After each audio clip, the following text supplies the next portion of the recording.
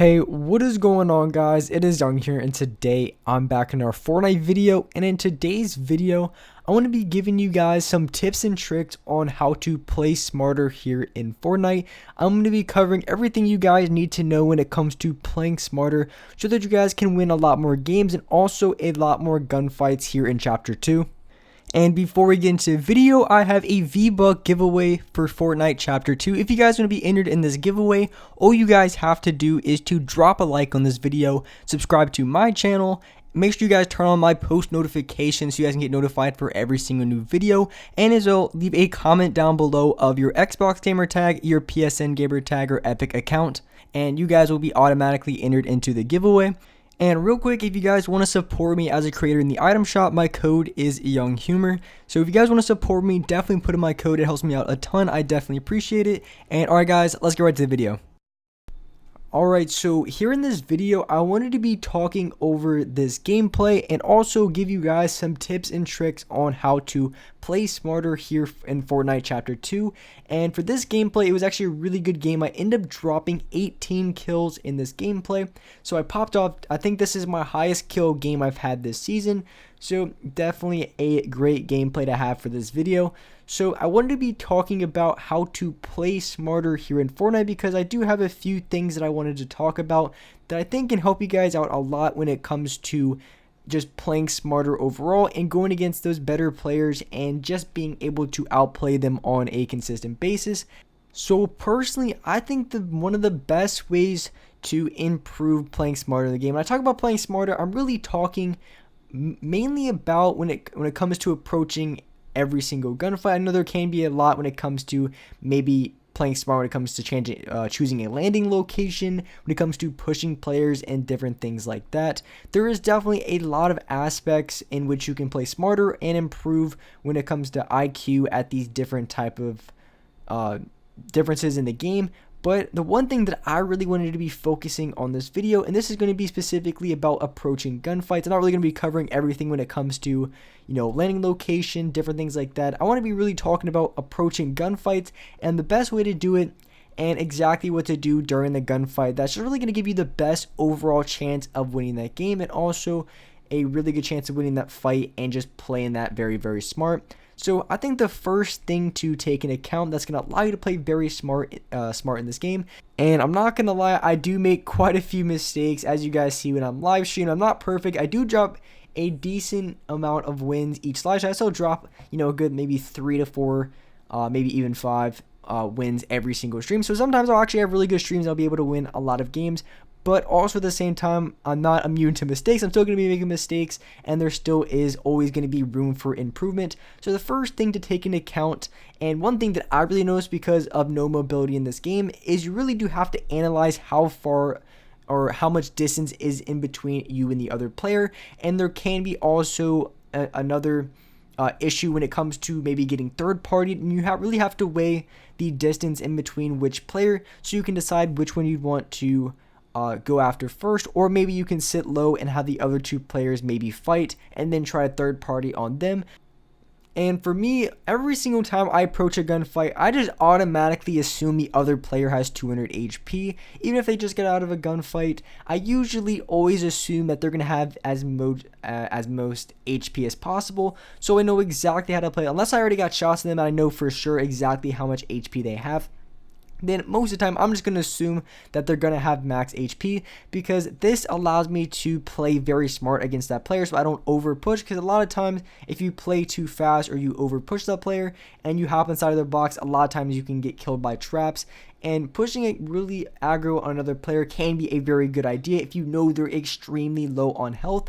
But if they're at full HP and you're trying to W key inside of their box, it's just going to be a really bad idea, because if they have full HP, they're going to have more than enough time to pull out some traps and trap you inside of that box. So if they are very low on HP, then you can make a very, very aggro push. But I think the first thing to do when you are approaching the gunfight is to just figure out how much HP the other player has.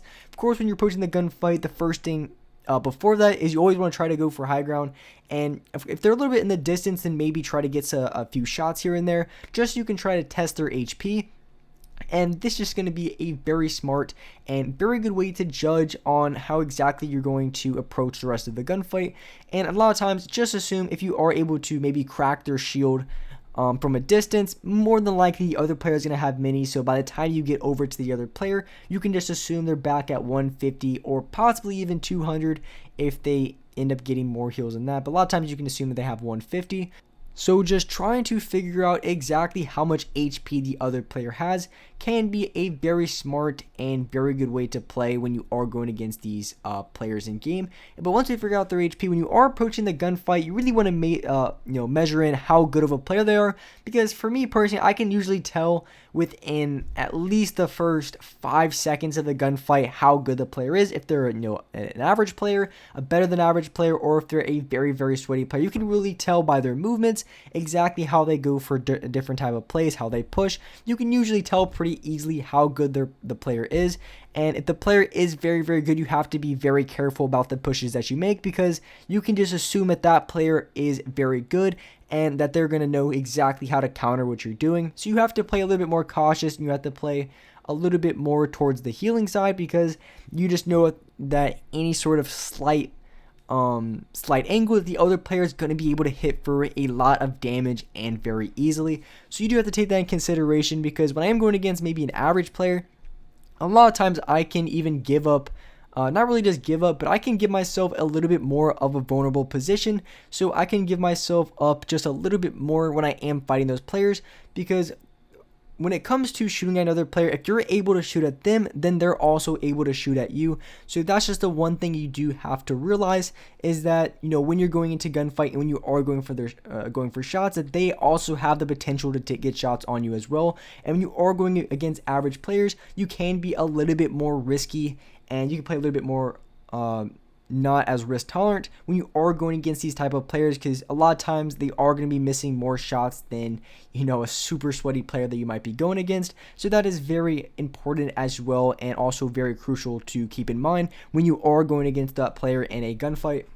And one thing that I did here that was very smart, as you see, our two builds were connected, and what I did was I ramped over to the mountain, and I connected my structure to the mountain, so the other player that was shooting me out would have to destroy the connected build to the mountain in order to break the entire thing down, which was a very smart play by myself, because it allowed me to not to get shot down. And in this chapter, the RPGs are green, so you do have to be very careful about getting shot down, because it is very likely for it to happen, because you're going to get third party very, very often very often with RPGs, because they are very common to have. So a lot of people are going to carry RPGs a lot, and they're going to be shooting down structures from a distance, and the RPGs are very slow. So once you hear them, you do have a little bit of time to get down, but also you do have to be very considerate, and you also have to pay attention for when other people are trying to third party and throw up a bunch of